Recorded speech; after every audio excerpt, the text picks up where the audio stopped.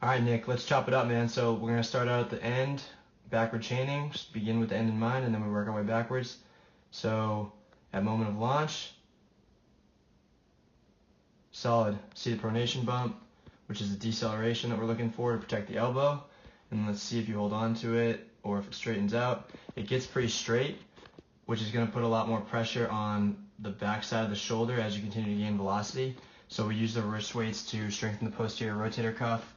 And we'd also just work, the weighted balls to improve the efficiency of your ability to slow your arm down after release, so you can carry that bump all the way down into that flat back finish.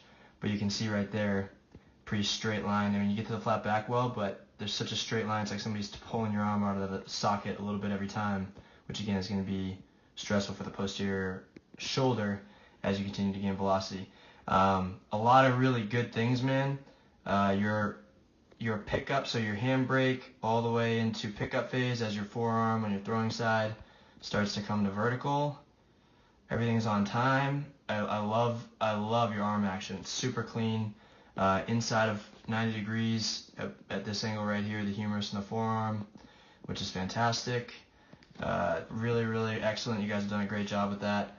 And then as you go to max external rotation of the shoulder, which is a major predictor of potential velocity. I mean, dude, this shit is sick. It really is. There's no other way to say it. It's just legit. Oops, I made a bad angle right there. All right, so let's go like this.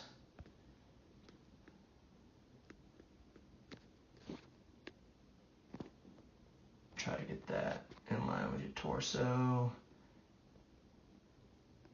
But yeah, I mean, the point is that you've got some serious external rotation. We're looking for more than 85 degrees, so check on that.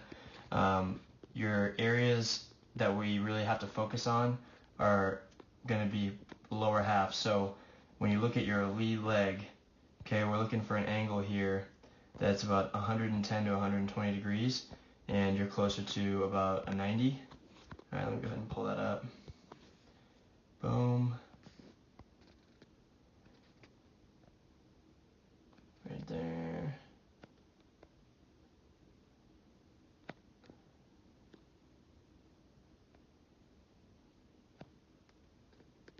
Oops, undo.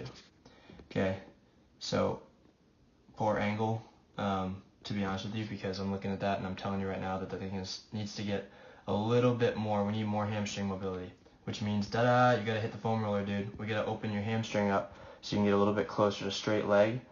Your brace worked pretty well, like the knees moving back towards the center of gravity, which is what we're looking for. It's stabilized, but we really want to get pretty close to hyperextension on this leg so that we can get up into this glute, so we can get into that this glute right here, right, on the right leg. And in order to do that, we're never going to be able to do that if that leg isn't getting a little closer to full extension before the shoulder lets go of the ball. And then really the biggest thing I want to work on is this lower half. Along with warming up and taking care of yourself better overall, it's going to give you significant long-term gains. Your backside, you just stay tall and then you go ahead and fall. And although you do a really good job of keeping your center of gravity connected as you move out, it's all quad push here. Like there's no sit into the back knee, which means there's no glute. So again, the quads are good for Fortnite, and the quads are powerful internal rotator, but we also want to be able to activate the glutes and the hamstring as you go ahead and extend through the ground. And so we just need to work on specifically what I would call the back foot anchor, so that you can create more leverage into the ground and ultimately create more energy up the chain that will be delivered into the ball. But a lot of really good things, and man, like I said, there's no reason you shouldn't be sitting in the upper 80s, touching the low 90s. It's going to be work, and it's going to have to take you really buying into saying, hey, I'm committing to being great. It's going to be the minor details. It's going to be doing the work every day, whether or not you feel like it. But if you want to do it, it's there for the taking, because you've really worked hard and obviously done a lot of really good things in your movement pattern. But we're never going to be able to get to 90 without warming up better, without opening up the body a little bit more, and ultimately without keeping your arm healthy. So fantastic working with you. Like I said, a lot of upside, and let me know if you have questions.